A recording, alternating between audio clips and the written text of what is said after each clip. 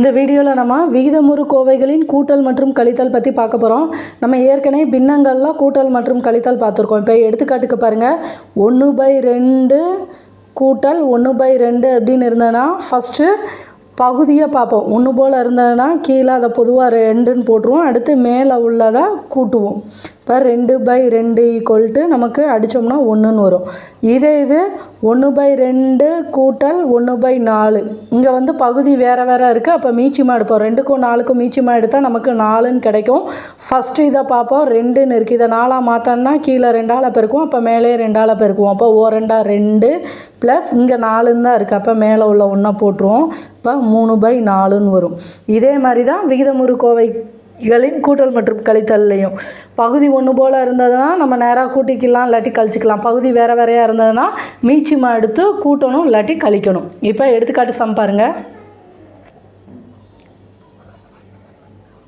x² + 20x + 36 divided by x² - 3x - 28 minus x² + 12x + 4 divided by x² - 3x - 28 கழிக்க சொல்லியிருக்காங்க. அப்போ நம்ம first பகுதியை பார்க்கணும். பகுதி வந்து 1 போல் இருக்குது. அப்போ அதை வந்து பொதுவாக கீழே எழுதிடுவோம். x² - 3x - 28. அடுத்து பாருங்கள், ஃபஸ்ட்டு இதில் அப்படி எழுதிடுவோம். x² + 20x + 36 கழித்தல் மைனஸ் சிம்பிள் போட்டுருவோம். அடுத்து இதை வந்து ப்ராக்கெட்டில் தான் எழுதணும். x² + 12x + 4. இது ப்ளஸ்ஸாக இருந்ததுன்னா நம்ம டேரெக்டாக அப்படியே எழுதலாம்.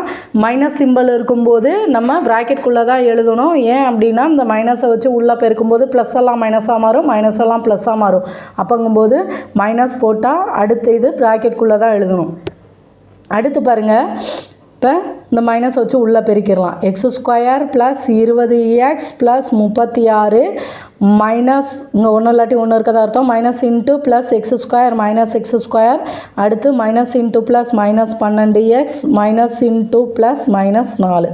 இது இங்கே மைனஸ் உள்ளே இருந்ததுன்னா அது வந்து ப்ளஸ்ஸாக மாறும். டிவைடட் பை இது வந்து நமக்கு ax² + bx + cங்கிற ஃபார்மெட்டில் இருக்கா. அப்போ இதுக்கு வந்து காரணிப்படுத்துவோமா?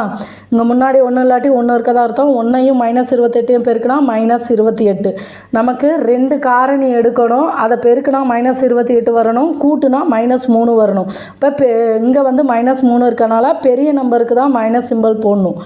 7 × 28 பெரிய நம்பருக்கு மைனஸ் போட்டோம்னா -7 × 4 -28 -7 + 4னா நமக்கு -3. அப்போ நம்ம எடுக்க வேண்டியது வந்து -7ம் 4ம். இங்கே ஒன்றுமே இல்லை, 1 இருக்கிறதுனால நம்ம டேரெக்டாக இதை எழுதிக்கலாம். x - 7 × x + 4. அடுத்து பாருங்கள், இங்கே ப்ளஸ் x² - x². இதுவும் கேன்சல் ஆயிரும். அடுத்து 20x - 12x. அப்போ இதை கழிச்சோம்னா நமக்கு என்ன வரும்? 8xன்னு கிடைக்கும்.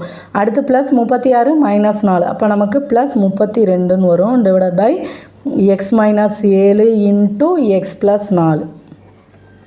அடுத்து இதில் பாருங்கள், 8 பொதுவாக வெளியில் எடுக்கலாமா? 8 பொதுவாக வெளியில் எடுத்தோம்னா ப்ராக்கெட்குள்ளே x + 4ன்னு வரும்.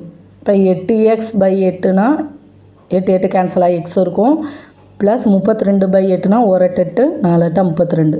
அதனால தான் 8 இன்ட்டு ப்ராக்கெட்குள்ளே x + 4ன்னு எழுதியிருக்கோம். டிவைடட் பை இந்த x - 7 × x + 4. இப்போது இந்த x + 4ம் இந்த x + 4ம் கேன்சல் ஆயிரும். அப்போ நமக்கு ஆன்சர் வந்து 8/x - 7ன்னு கிடைக்கும். இப்போ சம்மெல்லாம் ஒரு தடவைக்கு 2-3 தடவை செஞ்சு பாருங்கள். அப்போ தான் ஈஸியாக இருக்கும். அடுத்த சம் பாருங்கள். 3.18 சுருக்குகன்னு சொல்லி 1/x² - 5x + 6 plus 1/x² - 3x + 2 minus 1/x² - 8x + 15ன்னு கொடுத்துருக்காங்க. இப்போ நம்ம வந்து இதை சுருக்கணும். ஃபஸ்ட்டு பாருங்கள், இந்த இதெல்லாம் காரணிப்படுத்திக்கிடுவோம். இது வந்து x² - 5x + 6ன்னு இருக்குது. இங்கே 1 இல்லாட்டி 1 இருக்கிறதா அர்த்தம். 1ஐயும் 6ஐயும் பெருக்கினா 6. நமக்கு 2 காரணி எடுக்கணும். பெருக்குனா +6 வரணும், கூட்டுனா -5ன்னு வரணும். இப்போ 23 6 -2 இன்ட்டு -3னா நமக்கு +6ன்னு கிடைக்கும். அதே இது -2 ப்ளஸ் -3னா -5ன்னு கிடைக்கும். இப்போ நம்ம எடுக்க வேண்டிய காரணி வந்து -2 -3. இங்கே ஒன்றுமே இல்லைங்கிறதுனால x -2 இன்ட்டு x -3ன்னு எழுதிக்கிடுவோம்.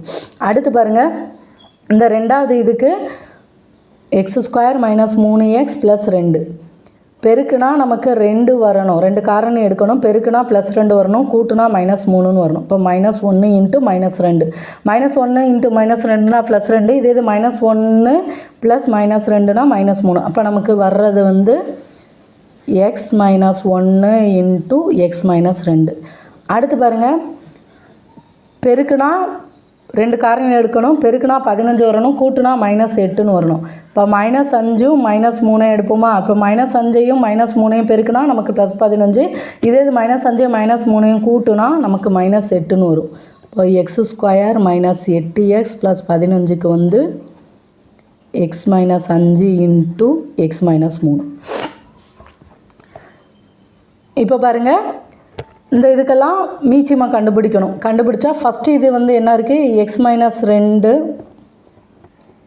ஃபஸ்ட்டு இதை எடுத்து எழுதிக்கலாம். 1 இந்த x² -5x + 6க்கு பதிலாக x -2 இன்ட்டு x -3ன்னு எழுதுவோம். அடுத்து ப்ளஸ் 1 இதுக்கு பதிலாக x² -3x + 2க்கு பதிலாக x -1 இன்ட்டு x -2ன்னு எழுதுவோம். -1 இந்த இதுக்கு பதிலாக நம்ம x -5 இன்ட்டு x -3ன்னு எழுதுவோமா? இப்போ பாருங்கள், மீச்சியமாக எடுக்கணும். இப்போது இந்த இதில் x -2 இன்ட்டு x -3, அப்புறம் இதில் இல்லாதது வந்து x -1 அதை எழுதுவோம். அடுத்து இங்கே வந்து x -5, x -2 அடுத்து x -3. அடுத்து இதில் வந்து x -1 இல்லை. அப்போ இந்த x -1 எழுதுவோம். அடுத்து இதில் வந்து x -5 எழுதுவோம். இப்போ பாருங்கள், ஃபஸ்ட்டு இது எடுத்துக்கிட்டோம்னா x -2 இன்ட்டு x -3ன்னு இருக்குது. இப்போ இதில் இல்லாதது x -1 x -5. அப்போ இதை எழுதுவோம். ஃபஸ்ட்டு இதுக்கு x -1 இன்ட்டு x -5. அடுத்து ப்ளஸ் x -1 x -2ன்னு இருக்குது. அப்போ அடுத்து இல்லாதது x -3 x -5.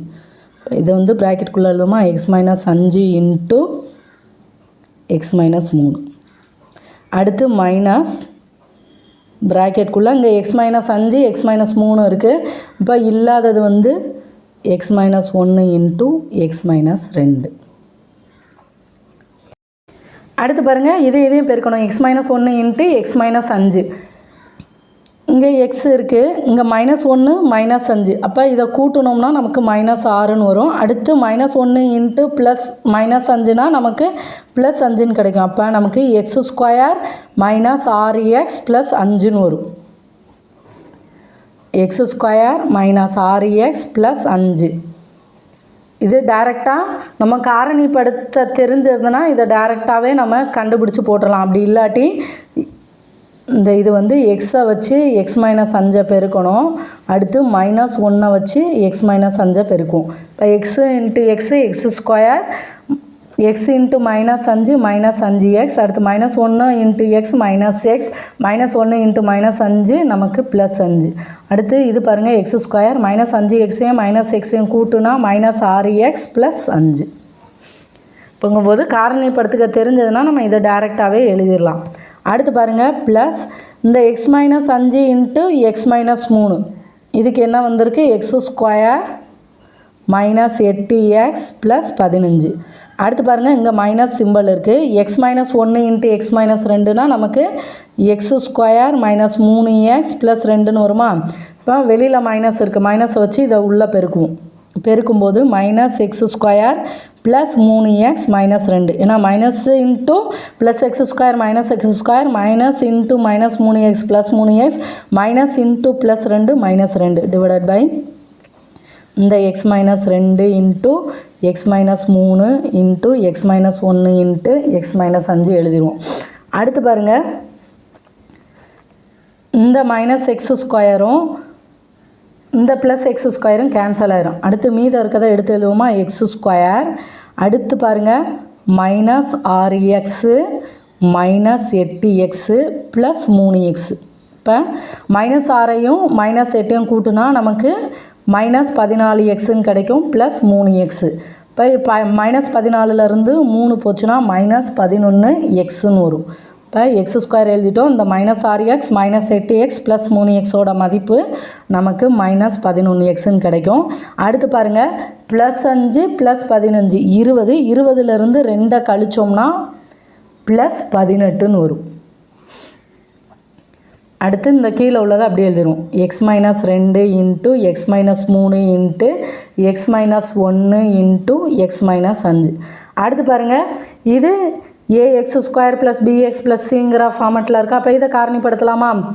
இங்கே 1 இல்லாட்டி 1 இருக்கதா அர்த்தம். 1ஐயும் 18ஐயும் பெருக்குனா நமக்கு 18ன்னு கிடைக்கும். 2 காரணி எடுக்கணும், பெருக்குனா 18 கிடைக்கணும், கூட்டுனா நமக்கு -11ன்னு வரணும். இப்போ 9×2 18. -9 × -2 நமக்கு +18. இதே இது -9 + -2னா 2 கூட்டுனா நமக்கு -11ன்னு கிடைக்கும். இப்போ நம்ம எடுக்க வேண்டிய காரணி வந்து -9 -2. அப்போ எப்படி எழுதுவோம்? x - 9 × x - 2 டிவைடட் பை இந்த இது அப்படி எழுதுமா? x - 2 × x - 3 × x - 1 × x - 5. இப்போ பாருங்கள், x - 2 x - 2 கேன்சல் ஆயிரும். அப்புறம் மீத உள்ளதை அப்படியே எழுதிடும். ஃபஸ்ட்டு என்ன இருக்குது? x - 9 டிவைடட் பை கீழே என்ன இருக்குது? x - 3 × x - 1 × x - 5. அப்போ நமக்கு ஆன்சர் வந்து இதுதான். இப்போ காரணிப்படுத்துகள்லாம் நல்லா பார்த்துக்கோங்க. சம்மெல்லாம் ஒரு தடவைக்கு 2-3 தடவை திரும்ப செஞ்சு பாருங்கள், நமக்கு ஈஸியாக இருக்கும். ஏற்கனவே நமக்கு பின்னங்கள் பார்த்த மாதிரி தான்.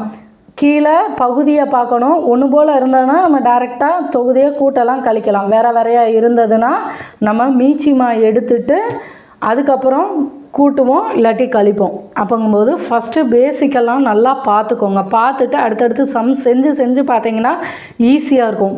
சம்மெல்லாம் பார்த்ததோட நிற்காமல் ஒரு தடவைக்கு 2-3 தடவை திரும்ப செஞ்சு பாருங்கள். அப்போ தான் நமக்கு அடுத்தடுத்து ஸ்டெப்பு வந்து ஈஸியாக வந்து நம்மளால் செய்ய முடியும். ஒரு தடவை பார்த்துட்டு புரியுதுன்னு விட்டுட்டோம்னா திரும்ப செய்யும்போது யோசிக்கிற மாதிரி இருக்கும். அப்போங்கும்போது நம்ம வந்து தொடர்ச்சியாக சம்மெல்லாம் செஞ்சு பார்க்கணும்.